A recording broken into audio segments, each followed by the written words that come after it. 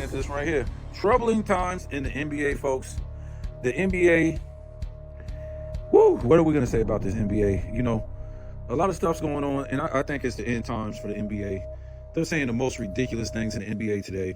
I was watching the Uncut Hoops, and he was talking about, and you would think that these players that played in the NBA will be the last, you know, this isn't like the 90s or the 80s players saying this.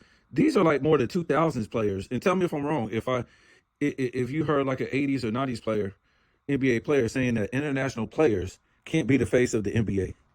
Also, we're going to talk about load management in the NBA. Sports and Fitness Rants is talking about this tonight. And the dude's putting on a performance on these cats.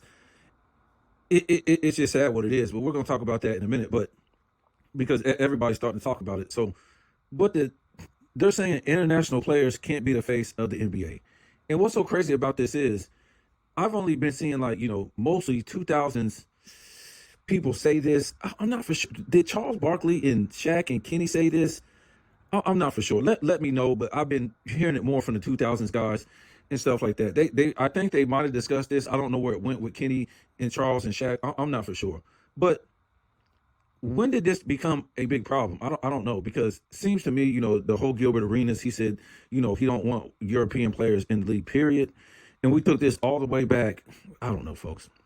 When they lost into 2004 Olympics and then the 2006 FIBA, the King did, right? The King got stomped out in both of those international games. So, I mean, these you got to remember, these guys are back at their crib and they got stories to tell their children and grandchildren how they destroy the King, right? They have destroyed the King. Even, you know, international player like Dirk Nowitzki destroyed the King, and the King had a super team. After the King left his home and then wanted to play with the super team and got stomped out by, you know, Dirk Nowitzki. And there was a few other international players on that team too. But the whole, you know, international players can't be this and can't be that. We got to look back a long time ago when they was beating up on the King. But it's not really about European players, folks. And Uncut Hoops, he did a piece on this, and I think it was Carmelo Anthony and the other couple guys sounding like idiots. Like, didn't you supposed to make hundreds of millions of dollars in your career? But you have to have podcasts for what? We keep trying to tell you, folks. It's something fishy going on about these guys. You know, they can't go on with their lives and they got to work. Like, just like me and you, folks. They have to get a job after they retire from making hundreds of millions. They have to get a job. I mean, you know, back then, back before podcasting like that, they would either coach or, you know, do something like in the basketball realm or something like that. But now they really don't have to do that. They can just podcast, but still, they got to have a job, folks. Let's brush that to the side, because when we talk about international players, we would have to guess today the NBA has to be 70% international players. I'm not kidding me. Tell me if I'm wrong, folks. And I thought a lot of these black players were Americans, but they're not. Either they're West Indian, you know, Caribbean, some sort. You have a lot of them South America, some, you know, very small Central America, very small. Canadian, African, and then you have the European. As far as Arabian, I'm not for sure. I thought I've seen like one here and there. I'm not for sure. But what I'm looking, I think the NBA is way over 50% non-American and way over 50% international. I'm just saying, folks. Even the colleges who are pushing these guys from college into the NBA, most of these guys are international players. So with that being said, if we basically have 50% or more international players in the NBA, and the top 5 players, I would say for at least 4 to 5 years, were international players. Joel Embiid, he kind of messed that up this year. But when Joel Embiid isn't goofing around and he's on his game, Jason Tatum is not better than Joel Embiid. Yes, he's a better person. He's not better than Joel Embiid as a player. He's just not. So the problem is, I don't think maybe in the 50s, I don't know. But I guess we can say from 1960 all the way up until 2019, we have never had 2 plumbers who were the faces of the league. Whether they like it or not, Joker and Luka Doncic are the best players according to ranking according to ESPN ranking too, right? The best two players in the league, at least the past what 2, 3 seasons, they have been the best players in the league. So that's their dilemma, right? So this whole thing is starting to turn into race, right? And the NBA is quick to tell you about stop the hate, end racism, all this stuff. But guess who is spilling and spitting hate? Ex NBA players. We've heard this from ESPN analysts. They're spilling hate against white players. White players. They can't be the face of the league. They're unathletic. They're blah blah blah. Da da da. So now the big thing is they look stupid. So now it has to be broader, right? It has to be, oh, it can't be an international player who is the face of the league. Well, what are we talking about? The league is full of international players. I would say half or more, and you're playing an international style of game. So all they're trying to do is, these American people, they're trying to act like they're having some type of pushback about something that's already signed, sealed, and delivered and cemented. It's an international league, basically. You're playing an international game. What is Carmelo Anthony talking about? What is Perk talking about? What is all these dummies talking about? If you have a problem with this, with these guys, as far as they can't be the face of the league, you should have pushed back and said, look, we don't want to play this style of basketball no more. We don't want all these international players in the NBA no more. We want to cut down to, maybe like 20% or something like that. Okay, we had international players in the NBA in the 80s and 90s. A lot of them came from Canada, and then 90s, a lot of them came from Canada and Europe. So, in Africa, my fault, Africa too. So, but it was maybe like, remember, when we say we had international players in the 80s and 90s, it was the best international players in those countries. So you couldn't just send anybody over here. They would get destroyed. So they sent Patrick Ewing over here. They sent Dominique Wilkins over here. They sent Hakeem Olajuwon over here. They sent Mutombo over here. They sent John Stockton over here. And a lot of other international players. Right? We got the best of the best. Today, it's not the best of the best. We got a lot of dudes who are only in this league because we don't even know. Well, because the league is weak. And we're playing their style of game. So when they went to the Olympics, was the 24 Olympic team, U.S. men's 24 Olympic team, were they able to play American-style basketball against these international players? No, folks. Not at all.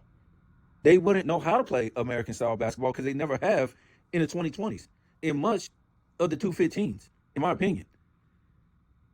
So they had to go over there and play these guys' style of basketball in the Olympics and almost got beat because American-style basketball in the 80s, the 90s, whatever, the 60s, what was it? We would say 60s, 70s, 80s, 90s, for sure would stomp those guys out. They would get humiliated. And not only that, we've talked about before, what did we talk about? These guys wouldn't even know what to do when these guys stepped on the floor. They would just be in awe. That's Michael Jordan. That's Magic Johnson. Oh my God. That's Patrick Ewing. That's Charles Barkley. That's Scottie Pippen. That's John Stockton. Because who they are and what they represented.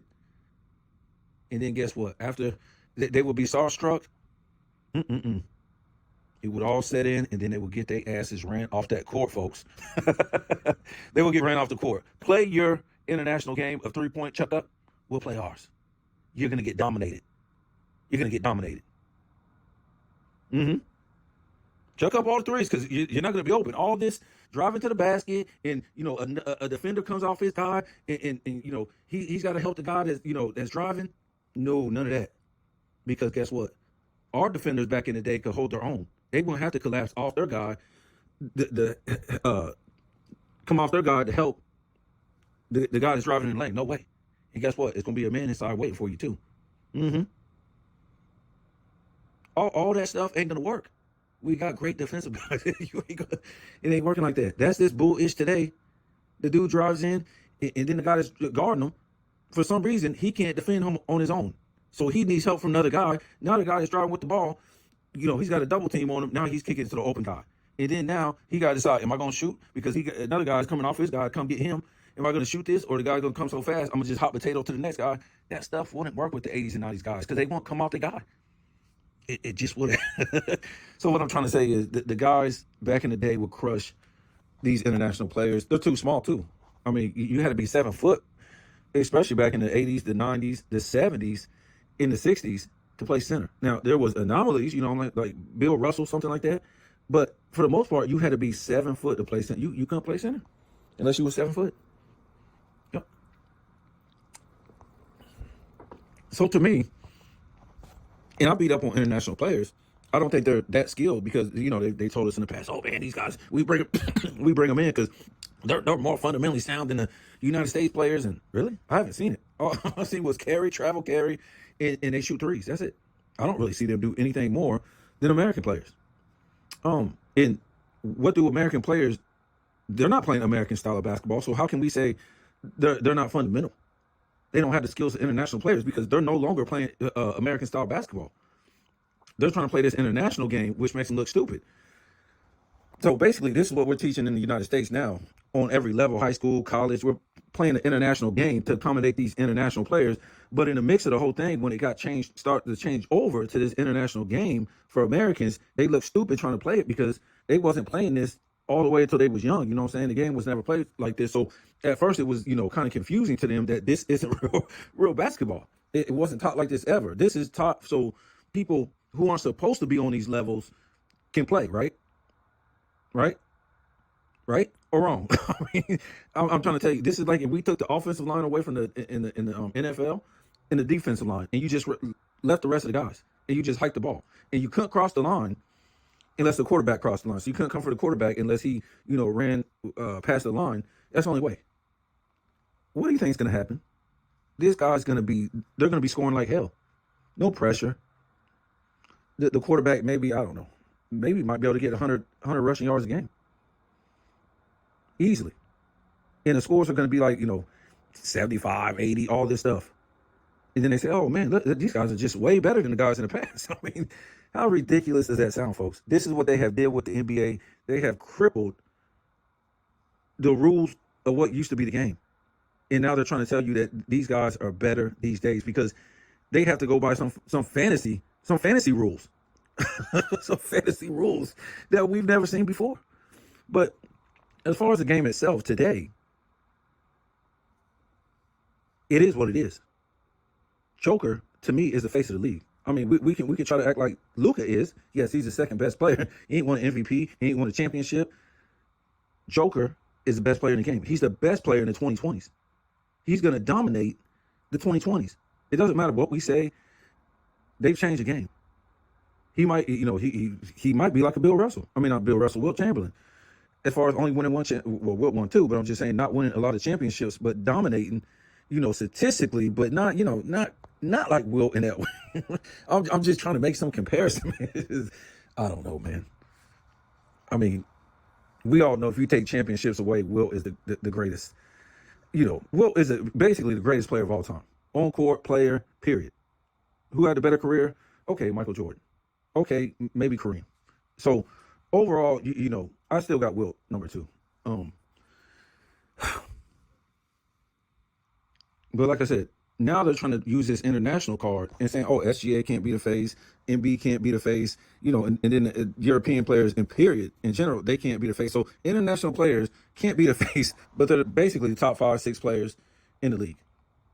And LeBron and James, Curry and Durant, they're washed up. Once you take them out of the league, what do you have, folks? You don't have too much of any American star power. So it would be better if these ex-players were saying, why are we bringing in all these international players and playing this international style of basketball when we need American faces? Because what they're trying to really tell you is Americans really aren't interested in international players, and they're not interested in the international game. And baseball spoke to this. All the fans left from baseball. They were like, no way. Last time we seen this thing, we was watching Randy Johnson. We was watching Andre Dawson and Kirby Puckett and Dave Winfield and Joe Carter and Ken Griffey Jr. and Bo Jackson and, these type of players, American players. I just need the black players. I mean, Ryan Sandberg, Mark Grace, we can go into whoever, man.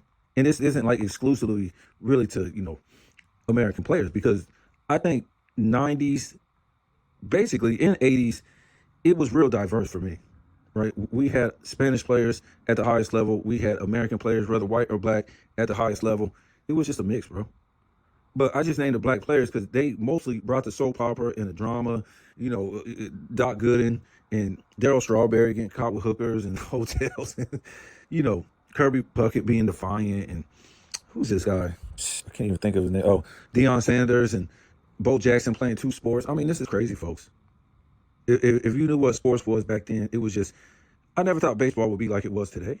It's just crazy. Like Sports and Fitness Rants was saying baseball was his favorite sport. And that was me, guys.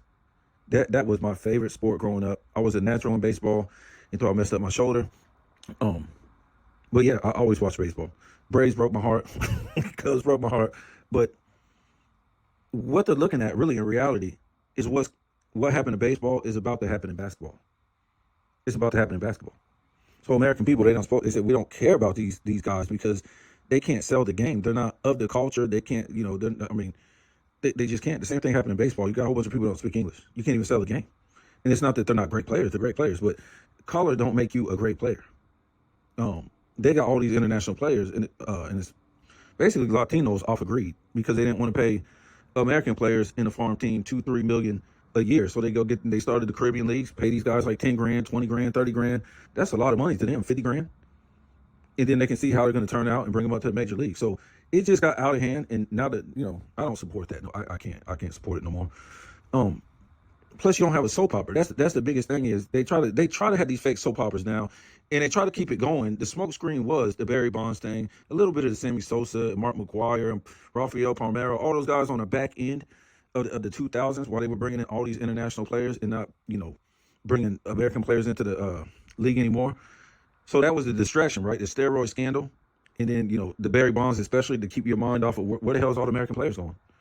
And then, I saw Will Bond out of all people. I think this was maybe in the 210s, I want to say. They try to excuse why, what happens to all the black players.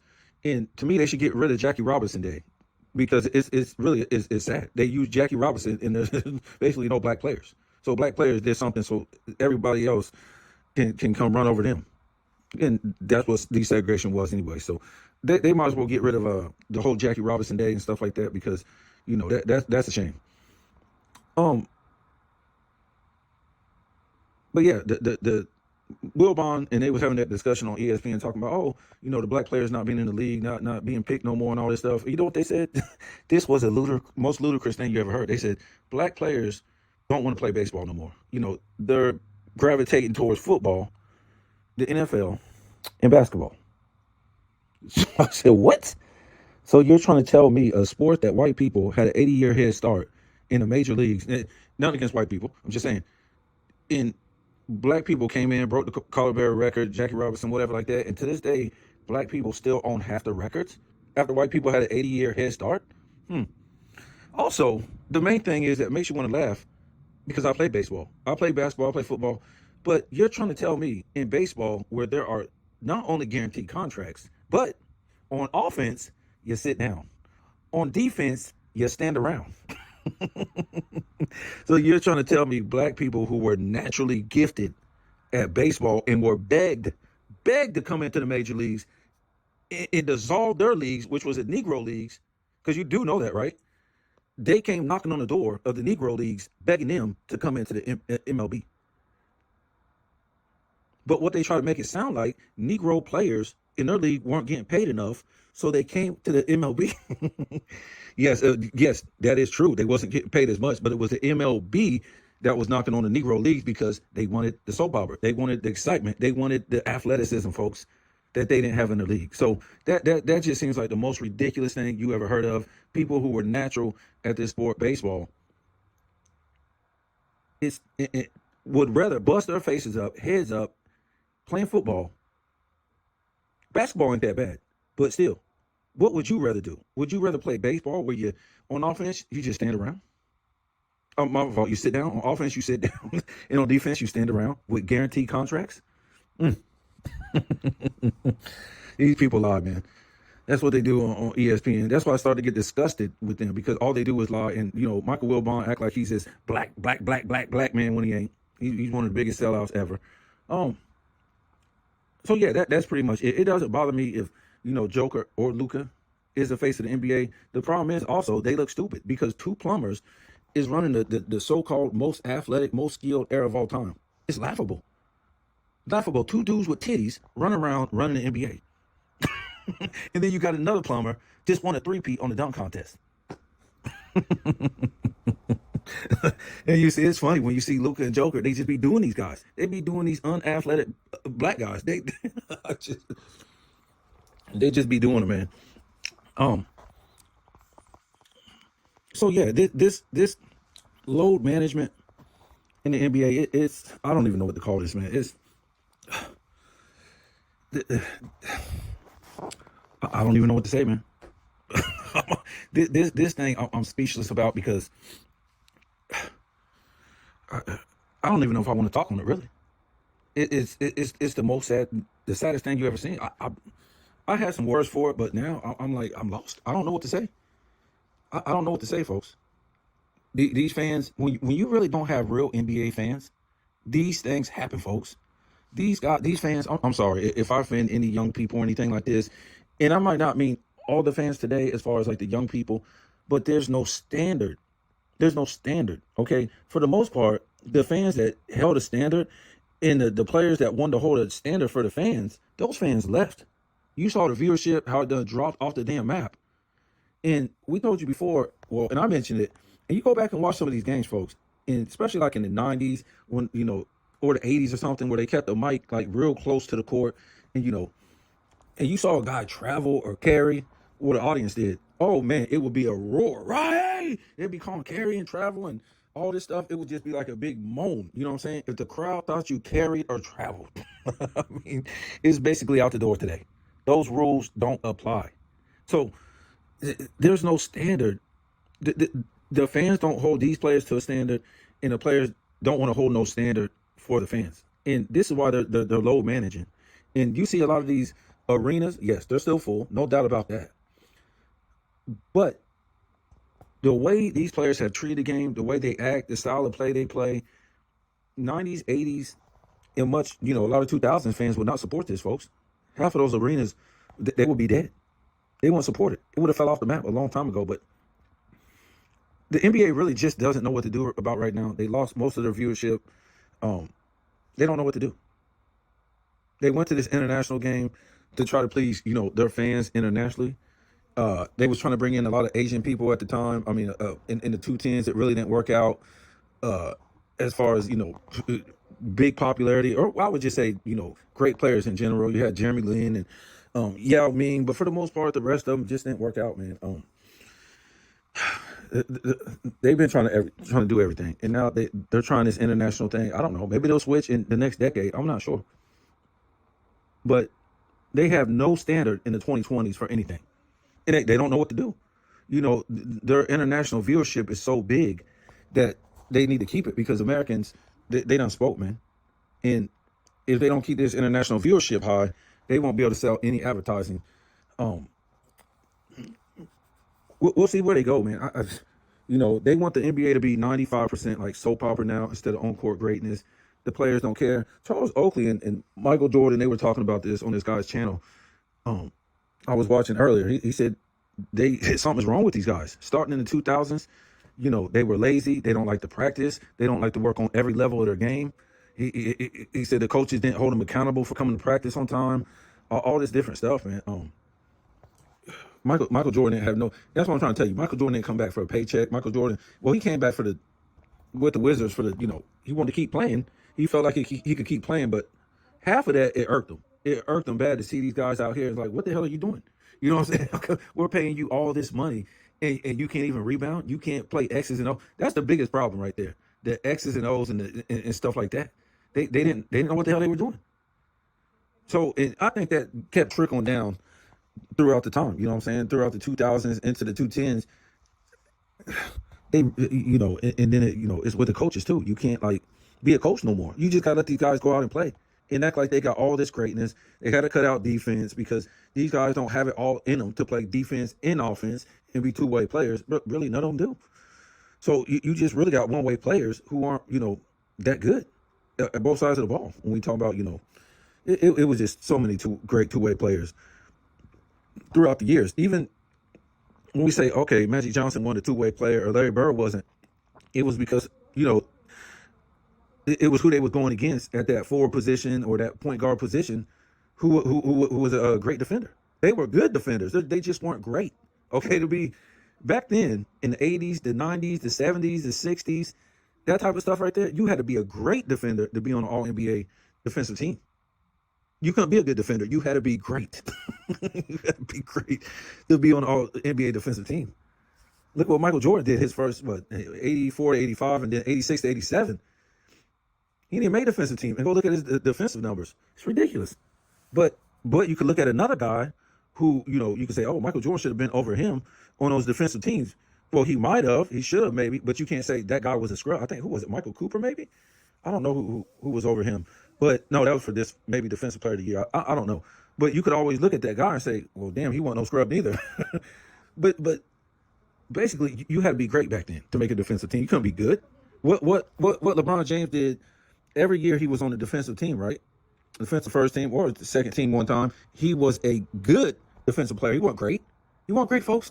He wasn't great. He never had 100 blocks. 6'9", 250, never had 100 blocks in a season. Are you kidding me? Never had 200 steals. Never in a season.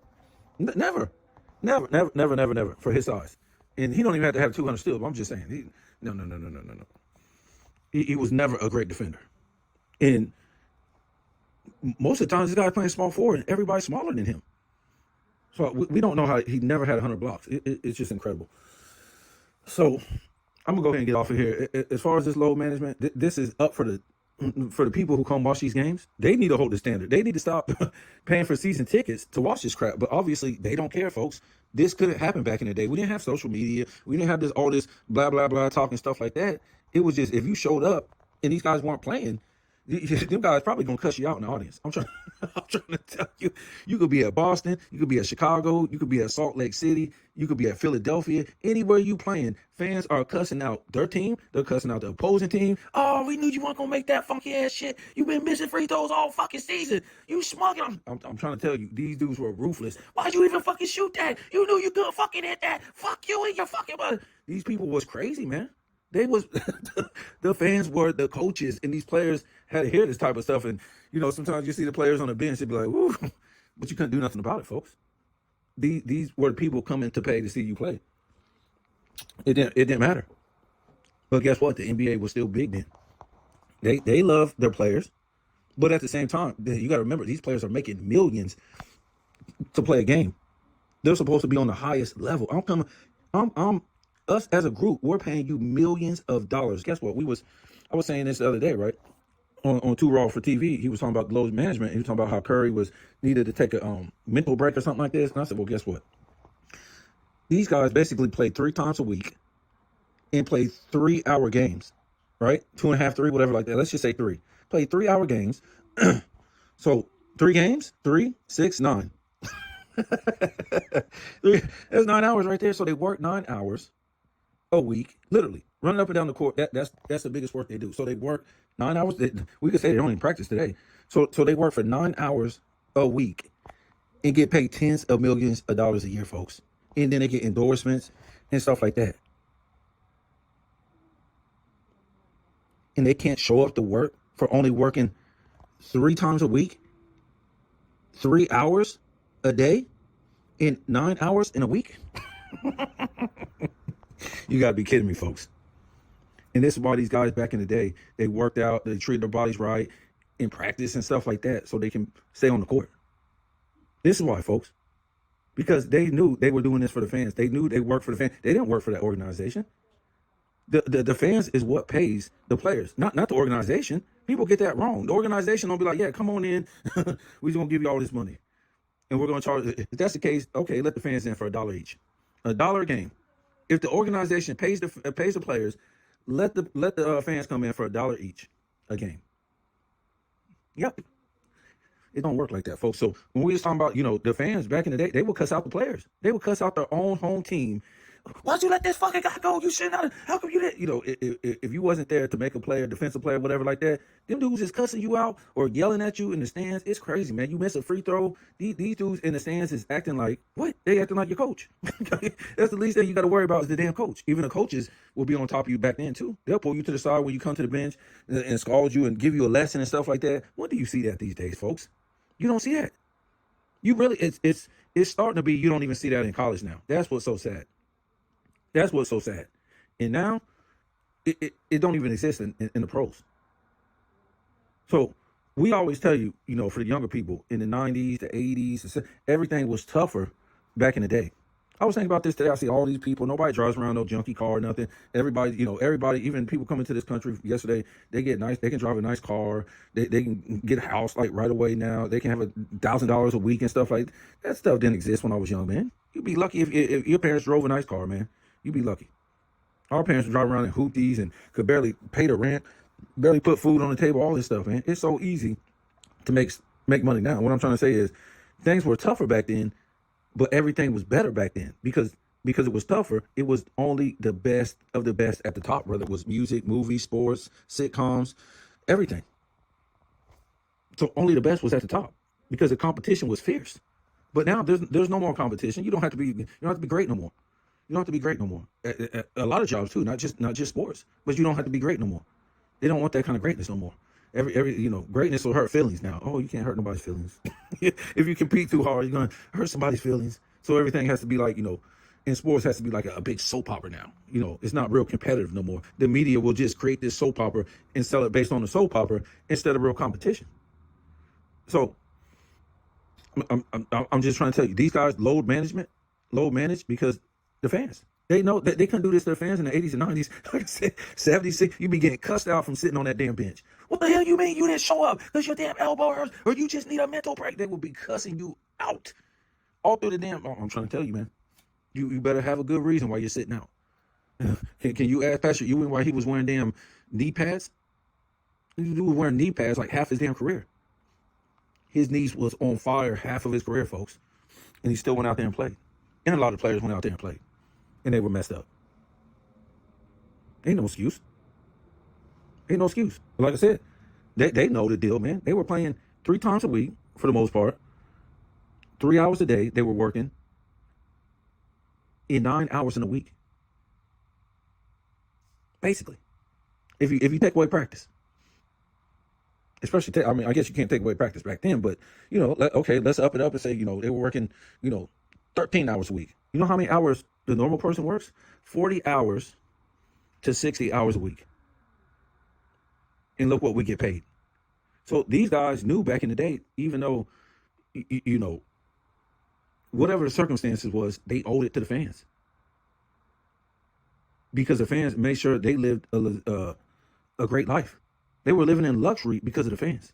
For basically working 12 hours a week and stuff like that. I don't know what to say, man. I don't know what to say about these basketball players. It's sad, man. It's sad. And you can trace this back to the LeBron James taking over the league. No more standard. The standard is losing, quitting, melting down, getting your head stomped in, and still being the best player in basketball. Having a limited skill set, don't have an overall game, don't play defense. And that's still the face of your league. So there's no standard with him. There's no standard.